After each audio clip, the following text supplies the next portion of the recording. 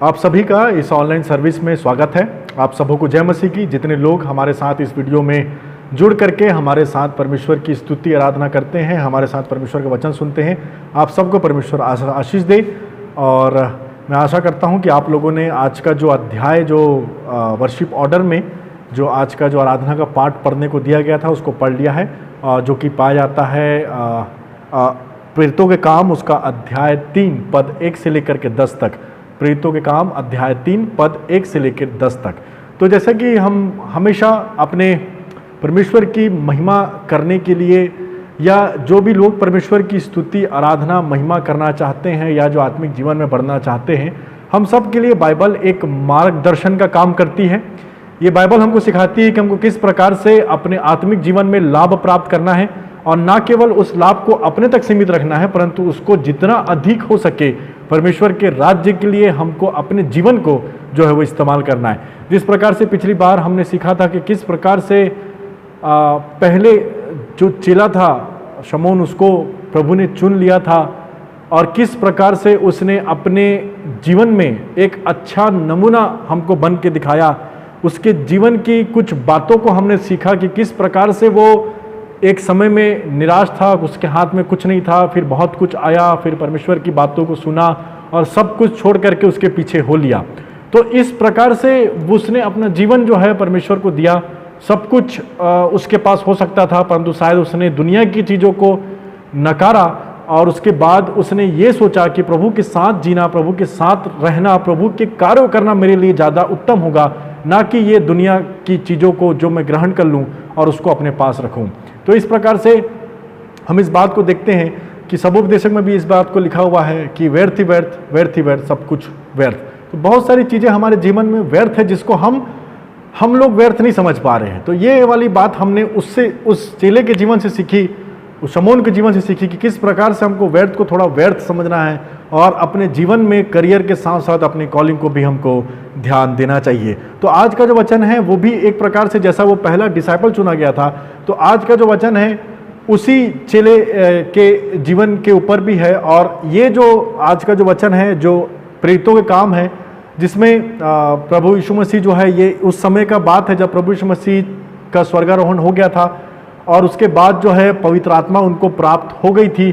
और पवित्र आत्मा पाने के बाद जब एक चर्च इस्टेब्लिश हुआ था, पहला चर्च बोल सकते हैं हम इनको, या पहला जो आराधनालय जिसको हम आज सब लोग जो है जिसको हम फॉलो अप करते चले जा रहे हैं, ये पहला एक चर्च बना था प्रभु यीशु मसीह के जाने के बाद। उस पेंटिकोस्ट के दिन में एक नए आराधनालय का बोलना चाहिए, लोगों का जो कलीसिया है, उसकी देह है, उसका निर्माण हुआ था।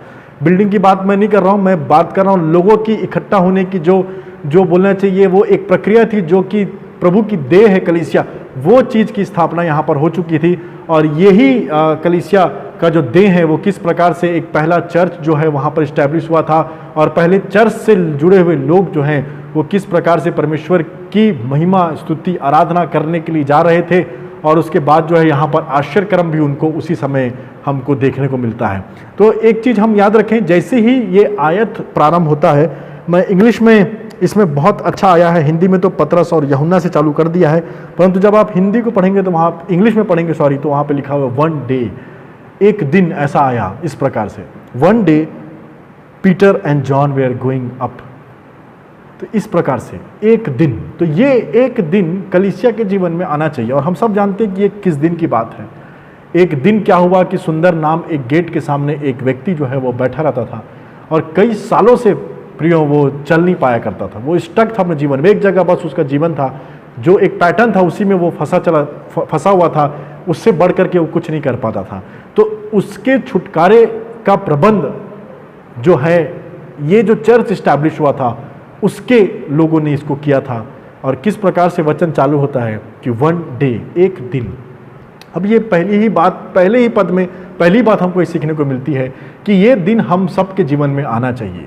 आप देखेंगे आगे इसको पढ़ेंगे तो वहाँ पर एक वाक्य अच्छा लिखा हुआ है कि सोना और चांदी तो हमारे पास है नहीं, पर जो है मैं देता हूँ। तो क्या दिए थे वो लोग उस दिन में? वो लोग उस व्यक्ति को क्या देना, वो व्यक्ति क्या अपेक्षा कर रहा था, पर ये लोग क्या दिए उसको? वो बोले कि यीशु नाम से उठ और चल फिर। तो इस प्रकार से जो है, जो नहीं है वो हम नहीं दे सकते, परंतु जो है, क्या किसी को हम कभी, क्या हमारे जीवन में वो दिन आया है जब हमने भी इनकी तरह, ये चेलों की तरह ये काम किया हो कि एक दिन हमारे जीवन में आए कि हम भी जाएं किसी के पास और किसी को यीशु नाम दे सकें। अब यीशु नाम देने के लिए सबसे पहली बात है हमारे पास वो होना चाहिए। नहीं होगा तो नहीं दे पा रहे हैं, या है तो हम उसको बांटना नहीं चाह रहे हैं। दो ही कारण हो सकते हैं। तो एक कारण तो बहुत ही बोलना चाहिए, एक प्रकार से मसीहों के लिए अच्छा नहीं जान पड़ता सुनने में कि हमारे पास यीशु है ही नहीं तो देंगे कहाँ से। है और नहीं दे रहे हैं वो बात अलग है, परंतु फिर भी हमको ये दिन, जिस प्रकार से इन दो चेलों के समय में, जीवन में एक दिन का समय आया कि जब वो जा रहे थे तो उनको ये व्यक्ति मिलता है। अब यहाँ पर देखिए, दो लोग एक साथ जा रहे थे। हम इन्हें, ये आश्चर्यक्रम है, हम सब जानते हैं कि मैं किस आश्चर्यक्रम की बात कर रहा हूँ। एक जन्म के लंगड़े व्यक्ति को प्रभु यीशु मसीह के नाम से इन लोगों ने खड़ा कर दिया था और वो उछलने कूदने और चलने फिरने लग गया था, और इस बात के गवाह बहुत से लोग जो है हुए थे उस समय। तो ये वाले आश्चर्यक्रम की मैं बात कर रहा हूँ जो कि आपको प्रेतों काम में पाया जाता है। परंतु इस आश्चर्यक्रम को करने से पहले सबसे बड़ी बात, पहले मैंने बोला एक दिन हमारे जीवन में, वो दिन प्रभु इंतजार करता रहता है कि कब हर एक विश्वासी के जीवन में, कब हर एक चर्च अटेंड करने वालों के जीवन में, कब मसीह की देह में वो दिन आएगा जब हम लोग भी किसी को यीशु नाम जो है वो देने वाले हो सकेंगे। आज के डेट में लोगों को बहुत कुछ तो नहीं चाहिए, सब लोगों के पास जितना है प्रभु ने उनको दिया है। प्रभु ने वचन में लिखा है कि जो चिड़ियों का प्रबंध कर सकता है, जो ना बोते हैं ना काटते हैं, तो प्रभु क्या हमारी चिंता नहीं करेगा? तो देने के लिए सांसारिक चीजें तो प्रभु ने उनको दिया है, परंतु हम क्या दे रहे हैं, हमको क्या देना चाहिए ऐसे समय में? तो यहाँ पर ये एक दिन जो इन दोनों चेलों के जीवन में आया था, वो दिन प्रियो आज मेरे और आपके जीवन में भी आना ही चाहिए, क्योंकि परमेश्वर जो है, प्रभु हमारा देखता है कि ये दिन हम सब चेलों के जीवन में कब आएगा। जितने उसे फॉलो करते हैं, हम सब के जीवन में एक दिन ऐसा आना चाहिए कि हम अपने जीवन में एक दिन ऐसा आए कि हम किसी को प्रभु नाम दे सके, यीशु नाम उसको दे सके, उसके जीवन में यीशु का कार्य को करने वाले हो सके। और दूसरी बात यह है कि ये दोनों एक साथ चल के जा रहे थे, दो लोग साथ में थे।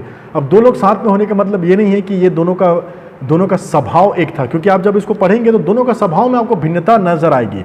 ये दोनों एक जैसा सोच रखने वाले नहीं थे। जब आप इनके स्वभाव को स्टडी करेंगे, जब इनके जीवन को जब आप देखेंगे वचन में, तो किस प्रकार से ये दोनों की प्रक्रिया अलग अलग थी। दोनों सोच में अलग हो सकते थे, दोनों का व्यवहार अलग हो सकता था, परंतु जब बात प्रभु की देह की आती है तो ये दोनों एक मन के थे। जिस प्रकार से एक वचन इस प्रकार से भी कहता है, वचन में लिखा हुआ है, हम सब इस बात को जानते हैं, यदि दो लोग एक मन के होकर के कुछ मांगेंगे तो स्वर्गीय पिता उसको पूरी करेगा। तो दो लोग, वचन इस प्रकार से कहता है कि दो लोगों को एक मन होने की आवश्यकता है। यदि किसी को यीशु नाम देना है तो साथ में रहना जरूरी है। एक दिन हमारे जीवन में आना चाहिए, और वो दिन कैसा दिन होगा? जब हम आपस में, भले हमारे विचारों में भिन्नता हो, परंतु जब प्रभु की देह की बात आए तो हम सब एक मन होकर के उस देह में काम करने वाले हो सके। ये दोनों एक साथ चले जा रहे थे और इनका एक मन हुआ, तब जाकर के ये व्यक्ति जो है चंगाई को प्राप्त किया हो, क्योंकि इनकी दुआ यही थी ना, देखे दोनों थे। पतरस ने कहा था उसको कि उठ और चल फिर। तो इस प्रकार से यहाँ पर बात, दोनों का मन एक होना। हम लोग आज के डेट में हम लोग ये वाला जो बात है, एक होने वाली बात हम लोग नहीं कर पा रहे। चलते तो साथ में है, हम लोग चलते तो साथ में है, परंतु पता नहीं हमारी देह में, प्रभु की देह में हम उन्नति शायद इसलिए कई बार नहीं कर पाते हैं क्योंकि हम दो लोग जो है एक मन के नहीं हो पाते हैं। यहाँ पर सबसे बड़ी कठिन बात हमको दिखाई देती है कि हमको प्रभु की देह में यदि उन्नति करना है और यदि किसी को यीशु नाम देना है तो उसके लिए हमारे जीवन में वो दिन आए। और वो दिन कैसा दिन होगा? जब हम दो लोग एक मन के होकर के चलेंगे और प्रभु की देह में हम उन्नति को हम देखेंगे। वहां पर इस प्रकार से लिखा है, और लोग एक जन्म के लंगड़े को ला रहे थे, जिसको वे प्रतिदिन मंदिर के उस द्वार पर जो सुंदर कहलाता था बैठा देते थे कि वह मंदिर में जाने वालों से भीख मांगे।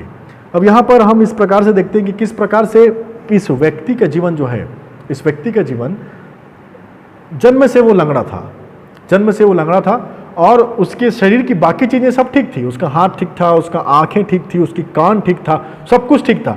बस एक चीज उसके जीवन में काम नहीं करता था, वो है उसके पैर। और जब तक उसके पैर काम नहीं कर रहे थे तो एक कमी उसके पूरे जीवन को प्रभावित कर दी थी।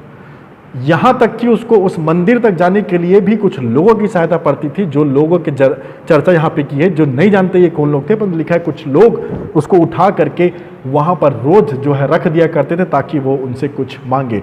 परंतु एक दिन इसके जीवन में एक अद्भुत बात हुई। एक दिन वचन कहता है फिर से एक बार ऐसा हुआ कि वो व्यक्ति बैठा था, तो वहाँ पे लिखा हुआ है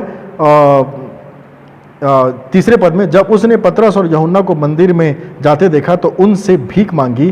पतरस ने यूहन्ना के साथ उसकी ओर ध्यान से देखा, कहा हमारी ओर देख। पतरस ने उससे कहा कि हमारी ओर देख, यूहन्ना और मेरी ओर देख। क्योंकि वो व्यक्ति भीख मांग रहा होगा तो मुझे ऐसा लगता है कि उनकी तरफ देख भी नहीं रहा होगा कि ये लोग कौन हैं। उसको बिल्कुल भी नहीं मालूम था कि आज मेरा जीवन जो है बदलने वाला है, आज मेरी लाचारी जो है वो मेरी आशीष में बदलने वाली है। और याद रखें उसकी अपेक्षा क्या होगी। वो नीचे देख करके, जैसे एक भिखारी लोग को कई बार हम देखते हैं, कई बार हम सब देखें कि किस प्रकार से गरीब व्यक्ति बेचारा वो ऐसे ही करके नीचे मुंडी झुका करके वो अपने कटोरे को आगे कर देता है और कुछ मांगता है। तो इसी प्रकार से ये व्यक्ति भी नीचे मुंडी करके ही मांग रहा होगा जिस प्रकार से हमेशा करता है। तो वो दोनों उसको कहते हैं, पतरस और यूहन्ना, कि हमारी ओर देख, ध्यान दे हमारी ओर। तो इसका मतलब वो उस समय नहीं देख रहा था उनको, और देखा तो किस आस से देख रहा था वो, जब उसको किया कि हमारी ओर देख, तो उसका देखने का नजरिया वो नहीं था जो देखने का नजरिया इनका था। माने जो प्रभु कई बार हमको बोलता है ना, हमारी ओर, मेरी ओर देख, मेरी ओर ताक, यीशु की ओर ताकते फिरे।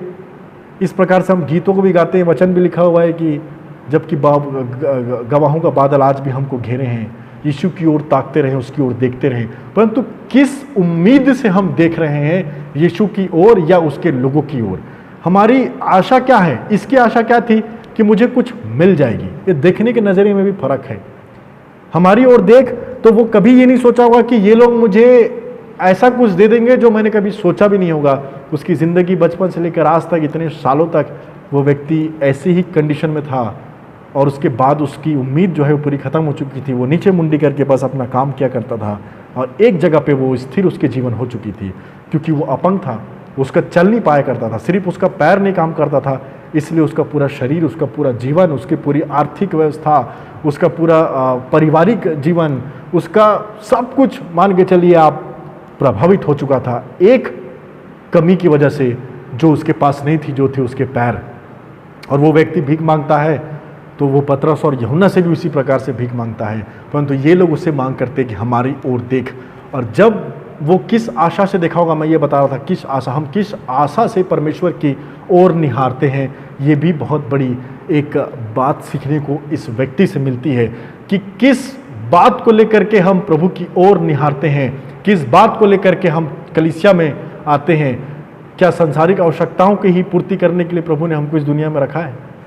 यहाँ पर लिखा हुआ है हमारी ओर देख। और वो जब देखता है तो वो खुद कहते हैं, ये पतरस जो है, तब पतरस ने कहा, चांदी और सोना तो मेरे पास नहीं है। क्योंकि उसकी आशा ही यही थी कि जिस आशा भरी नजरों से वो देख रहा था, वो समझ गया होगा कि ये क्या चाह रहा है मुझसे। तो वो तुरंत उसको बोलता है कि जिस उम्मीद से तू इधर आया है, या जिस उम्मीद से तू हमें देख रहा है, सोना और चांदी तो हमारे पास नहीं है भाई। इस प्रकार से वो वहाँ पर एक प्रकार से उसकी पहली उस उम्मीद को जो है, उसकी जो आशा को वो डिसअपॉइंट करता है। और इसके जीवन में कभी ये व्यक्ति सोचा नहीं होगा कि उसकी डिसअपॉइंटमेंट में से सबसे बड़ा मिराकल निकल करके आएगा, उसकी निराशा में से सबसे बड़ा उत्साहवर्धन की बात उसके जीवन में निकल करके आएगी। कई बार हम प्रभु के पास या प्रभु के भवन में, प्रभु के लोगों के पास कुछ ऐसी चीज़ों के लिए आते हैं जो शायद हमारा मन चाहता होगा कि हमको ये चीज़ चाहिए, परंतु कई बार हमको निराशा हाथ लगती होगी कि जो हमको चाहिए वो तो नहीं है, नहीं दे सकते, प्रभु नहीं दिया, मान के चलिए। जो उसको चाहिए था, ऐसा नहीं कि प्रभु नहीं दे सकता था, परंतु नहीं था उसके लिए वो चीज़ जरूरी, वो तो उसको रोज मिलते थे, उससे क्या हो जाता उसका। तो इस प्रकार से हम देखते हैं कि किस प्रकार से उस व्यक्ति के जीवन में एक दिन ऐसा आया कि उसकी सबसे बड़ी आशा जो थी, जो जिस आशा से वो देख रहा था, उसका जवाब सुनते वो निराश हुआ कि हमारे पास तो वो है नहीं जिसकी आशा तू कर रहा है। मतलब उसकी अपॉइंटमेंट जो है वो डिसअपॉइंटमेंट में बदल गई, और उसका सबसे बड़ा निराशा या डिसअपॉइंटमेंट वाली बात उसके जीवन में सबसे बड़ा मिराकल को लेकर के आई। तो कई बार हम लोग भी इसी तरीके से निराश और परेशान हो जाते हैं कि जो चीज़ हमको चाहिए, जिस उम्मीद से, जिस आशा से हम काम को करते हैं, वो चीज़ हमको जब नहीं मिलती है तो हो सकता है हम भी निराश हो जाएं, परंतु याद रखें आपकी निराशा जो जहाँ पर आपको डिसअपॉइंट करेगा प्रभु, वहाँ पर कहीं ना कहीं आपको बहुत बड़ी आशीष को देने वाला है। इसलिए आपकी उस डिसअपॉइंटमेंट को आपको कुछ समय के लिए जो है उसको दूर करना चाहिए अपने जीवन से, और उसकी ओर निहारना चाहिए जो आपको उस निराशा से आशा की ओर ले जा सकता है। उसकी ओर ताकते रहें, अपनी दौड़ को दौड़ते रहें। इस प्रकार से वचन हमको सिखाता है। तो यहाँ पर ये व्यक्ति उस आशा भरी नज़रों से देखता है, और क्या देखता है कि वो निराश हो जाता है उनके जवाब को सुन के। हमारे पास तो है नहीं, ये 6वें पद में लिखा है। और उसके बाद लिखा है, परंतु जो मेरे पास है वह तुझे देता हूं, यीशु मसीह नासरी के नाम से चल फिर।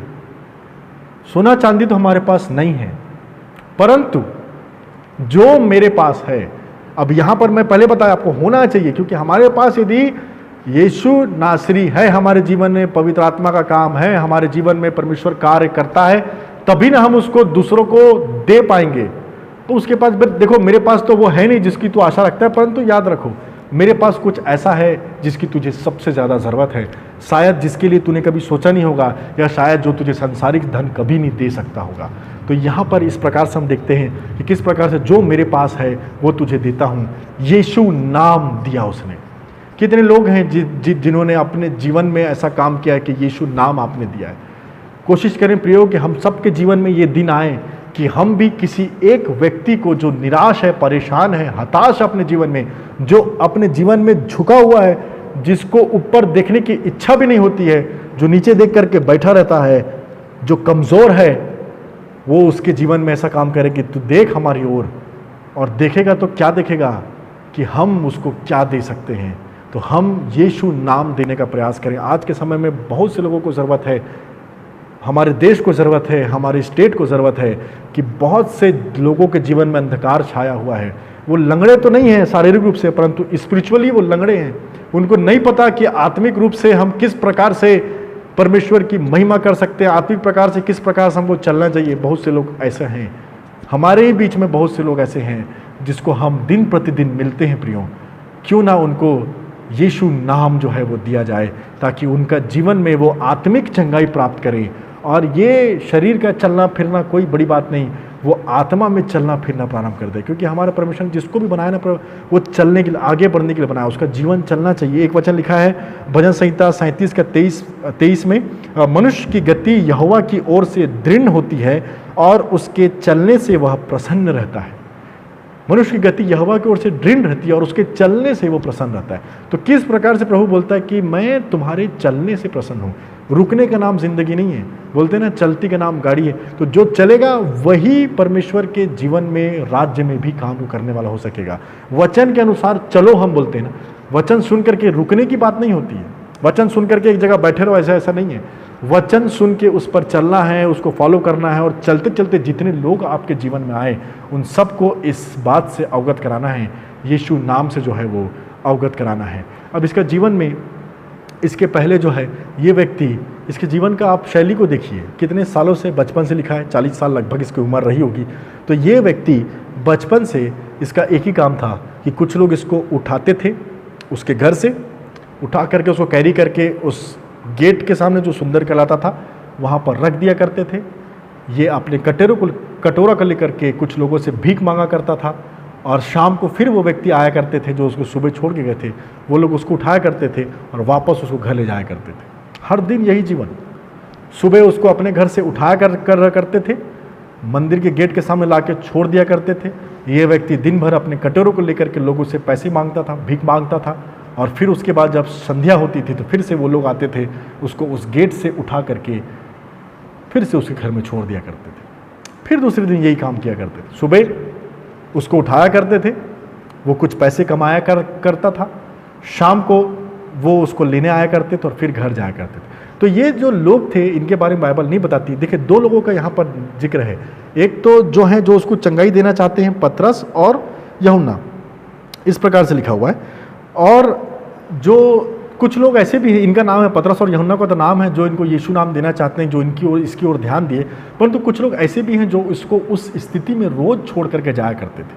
अब यहाँ पर ऐसा मुझे लगता है कि कहीं ना कहीं इनका छोड़ना और ले जाने का कुछ ना कुछ इनका कमीशन फिक्स होगा, क्योंकि ये लोग देखते थे कि कोई तो इतने सालों तक तो उसको मुफ्त में काम नहीं करेगा, यहाँ तक कि हम भी किसी की मदद कुछ करें, कुछ करना करते हैं किसी के काम, तो ज़रूर वो उस काम का मेहताना हमको मिलता है। तो इस प्रकार से वो उनकी कुछ ना कुछ उसका जो कट है वो रहा होगा इसके पास, और इसी वजह से वो व्यक्ति लोग आया करते थे रोज़ सुबह उसे घर, और उस घर से उसको मंदिर छोड़ा करते थे, और उस गेट से उठाकर उस घर छोड़ा करते थे। तो इस प्रकार से कुछ ना कुछ लोग उसके जीवन में ऐसे रहे होंगे जो उसकी स्थिति को वैसा का वैसा ही रहने देना चाहते थे, क्योंकि कहीं ना कहीं उनको कुछ तो फायदा मिलता रहा होगा ना उसको छोड़ने का, उसको लाने का। तो कुछ लोग हमारे जीवन में प्रियो ऐसे जरूर रहेंगे जो आपकी उस फंसी हुई परिस्थिति में, जहां पर आप फंसे हुए हैं, जहां पर आप लाचारी में जी रहे हैं, जहां पर आप आगे कुछ अपना जीवन में उद्धार का काम नहीं कर पा रहे, चल फिर नहीं पा रहे, उस स्थिति से भी प्रसन्न होने वाले लोग होंगे, और आपको लगेगा कि वो मेरी मदद करने, परंतु कुछ न कुछ कारण से वो आपकी मदद कर रहे हैं, और वहाँ पे लिखा हुआ है कि उसको छोड़ते थे और ले जाया करते थे। तो ये एक ग्रुप के लोग हैं जो उसको रोज वहाँ पर छोड़ा करते थे और वहाँ से ले जाया करते थे। परंतु एक दिन उसके जीवन में ऐसा आया कि जो ग्रुप उसको चाहता था कि ये चंगा ना हो, इसको ऐसी हम रोज़ छोड़ते रहे, जो भी इसका पैसा मिलेगा, जो भी हमारा बनता है, जो भी बनता रहा होगा उसको, वो उनको मिलता रहे, बस उनका काम चलता रहे। ऐसे लोग भी हैं जीवन में जो नहीं चाहते कि यीशु नाम किसी को मिले। तो यहाँ पर दो लोग उनके जीवन में आए, जो लोग ऐसा नहीं चाहते थे कि उसकी स्थिति वैसी रहे, परंतु उसकी स्थिति को बदलना चाहते थे। तो आज हम सब का जीवन में, जैसे ये मैंने पहले बताया, रोज़ सुबह उसको उठाया करते थे उसके घर से, सुंदर नाम गेट के पास रखा करते थे, वो कुछ पैसे कमाया करता था, वापस वो उसको उठा करके घर ले जाया करते थे। तो यही जीवन हम में से बहुत सारे आज लोगों का हो चुका है कि हम भी तो सुबह उठ रहे हैं, अपने आप को भले हम खींच रहे हैं, हमको कोई ले जाता नहीं है, परंतु हमारे पास पैर है तो हम सांसारिक रूप से ये पैर हमको उठा रहा है समझो, और ये पैर हमको उठा करके अपने काम तक ले करके जाता है। हम अपना काम करते हैं, जो भी हमको काम का दिन का मेहताना मिलता है उसको हम उसके लिए हम काम करते हैं। कई लोग छुट्टी वुट्टी लेना बहुत दिक्कत की बात हो जाती है आजकल जॉब्स में, क्योंकि वो हर दिन का पैसा जो है वो कट जाता है। तो एक दिन का पैसा जो भी बनता है वो आपको मिलता है, और उसके बाद फिर उसको हम कमा करके, उस दिन की मेहनत करके, उस पैसे को कमा करके हम वापस घर आ जाया करते हैं। फिर सुबह वैसे ही उठा करते हैं और जॉब पे जाया करते हैं, जो भी आपकी जिम्मेदारी उसको किया करते हैं। फिर अपना कुछ पैसा कमा करके उस दिन का जो मेहनताना है वो प्राप्त करके आप वापस अपने घर को चले आते। तो इस लंगड़े व्यक्ति में जो सुंदर नाम गेट के पास बैठा था और हम विश्वासियों में जीवन में ज़्यादा फर्क नहीं है। फर्क सिर्फ इतना है कि इसके सांसारिक पैर काम नहीं कर रहे थे, हमारा आत्मिक जीवन में पैर जो है वो चल फिर पाने में शायद थोड़ा कमजोरी महसूस कर रहा है, क्योंकि हम वो काम ही नहीं कर रहे हैं, हम वचन पे उस प्रकार से चल ही नहीं रहे जिस प्रकार से हमको चलना चाहिए।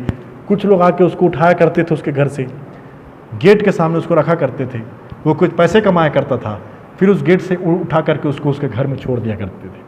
हमारा जीवन भी ऐसे ही है, हम खुद अपने आप को उठाते हैं, हमारे पास पैर है, हमारे दो, मान के चलिए वो दो लोग जो उसको कंधा दिया करते थे, हमारे दो पैर हमको उठाते हैं, हमको लेकर के जाते हैं, हमारे नौकरी करते हैं, वहाँ पर कुछ पैसे हम कमाते हैं, वहाँ से वापस हम घर चले आते हैं। इसी प्रकार से हमारा जीवन जो है चलता चला जा रहा है, और कोई नयापन एक दिन हमारे जीवन में आ ही नहीं रहा है जो दिन इसके जीवन में आया था। प्रियो, हमेशा याद रखें कि प्रभु ने हमको ये सांसारिक जीवन को इस प्रकार से एक जगह अटके रहने के लिए, एक जगह स्टक होने के लिए नहीं दिया है जैसे इसका जीवन था। हमारा प्रभु जो है चाहता है कि हम उसके मार्ग में चलने वाले हो सके, उसके वचन पर चलने वाले हो सके, और आत्मिक रीति से हम बढ़ते चले जाएं, बढ़ते चले जाएं, बढ़ते चले जाएं। जो भी आप काम करते हैं सांसारिक रीति से आप बहुत बढ़ते चले जा रहे हैं, परंतु दो ग्राफ है जीवन में। एक तो सांसारिक ग्राफ है जिसमें आपका बचपन से लेकर आज तक जितनी आपने उन्नति करी है वो ग्राफ, और दूसरा एक जब आपने प्रभु यीशु मसीह को जाना था, उसके नाम से बपतिस्मा लिया था, तो दूसरा ग्राफ वो कहाँ तक बढ़ रहा है। ये लेवल बराबर होना चाहिए, बराबर क्या है, इसको ऊपर ही होना चाहिए आपके लेवल को। संसार की बातें नीचे, प्रभु का काम ऊपर, पर हमारा तो सांसारिक लेवल बहुत ऊंचा है, आत्मिक लेवल नीचे है। क्यों नहीं बढ़ पा रहा है? क्योंकि इसमें हम ज़्यादा जोर लगा रहे हैं, सारी ताकत, सारी मेहनत, सुबह उठ रहे हैं, काम पे जा रहे हैं, कुछ पैसे कमा रहे हैं, वापस घर आ जा रहे हैं। यही ज़िंदगी होकर रह गई हम सब लोगों की। तो कहाँ से यीशु नाम से हम दूसरों को चंगाई देने पाएंगे? कहाँ से यीशु नाम से हम दूसरों को जीवन को बदलने पाएंगे? यहाँ पर ये लोगों ने, हमने सीखा था, ये चेला जो चुना गया था, कैसे उस चेले ने सब कुछ छोड़ दिया, अपनी नाव को किनारे पर रखा, अपने करियर को किनारे पर रखा, अपने बिजनेस को किनारे पर रखा, अपने पैसे को किनारे पर रखा, और यीशु के साथ हो लिया। वो व्यक्ति होने के बाद ये काम कर सकते हैं। ये बाइबल हमको यहाँ पर बताती है।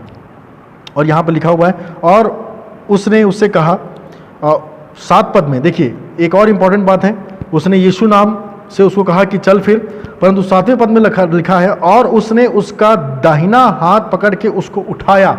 यीशु नाम से चल फिर बोलने से वो व्यक्ति उठ नहीं गया था।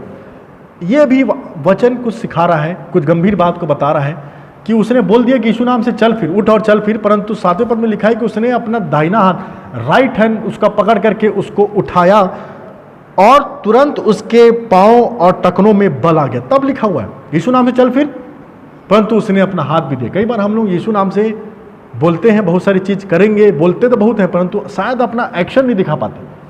जैसे मैंने पहले ही बताया था, वो बोल रहा था कि प्रभु यदि तू कहता है कि तू तेरे कहने पर मैं जाल डालता हूं, और वो कहते समय उसने एक्शन चालू किया।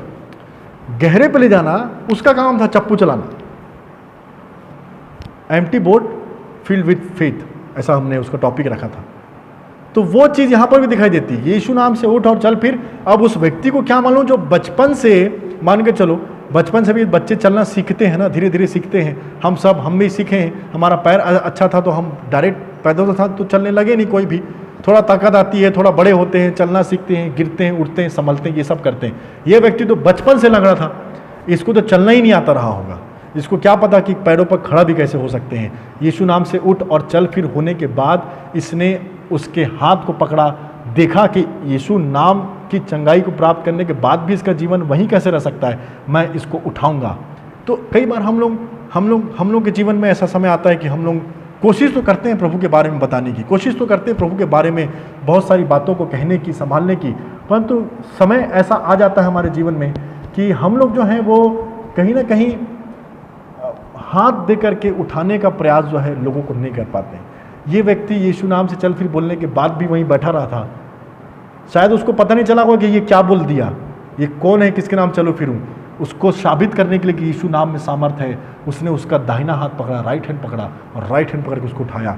ये है यीशु की सामर्थ, ये है यीशु नाम की सामर्थ। जैसे ही खड़ा हुआ उसको आश्चर्यकरम तब पता चला, क्योंकि बैठा आदमी तो क्या मालूम पैर है कि नहीं है।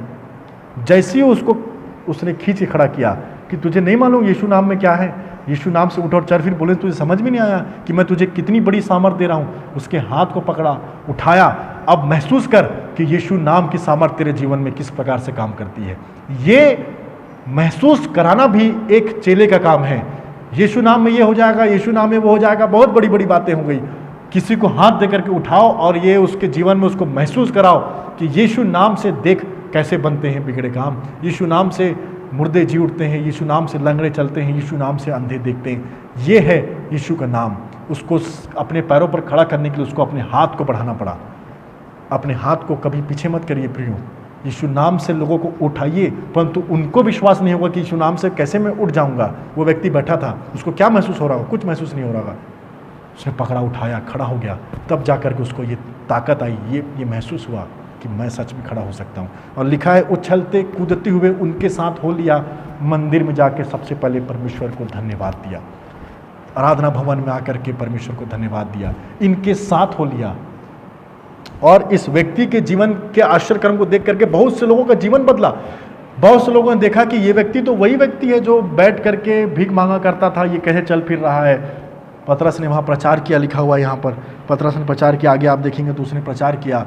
और आप चौथे पद में देखेंगे ना, चौथे पद का चौथा पद में, इसी आयत में चौथा अध्याय का चौथा पद, परंतु वचन के सुनने वालों में से बहुतों ने विश्वास किया और उनकी गिनती 5000 पुरुषों के लगभग हो गई। बहुत से लोगों ने विश्वास किया इस व्यक्ति के जीवन को देख करके।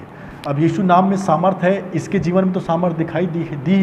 बहुत से लोग जो और लंगड़े थे, जिनके पास शारीरिक पैर तो थी, परंतु शायद आत्मिक जीवन में वो किसी प्रकार से आगे नहीं बढ़ पा रहे थे, क्योंकि उनके आत्मिक पैर नहीं रहे होंगे।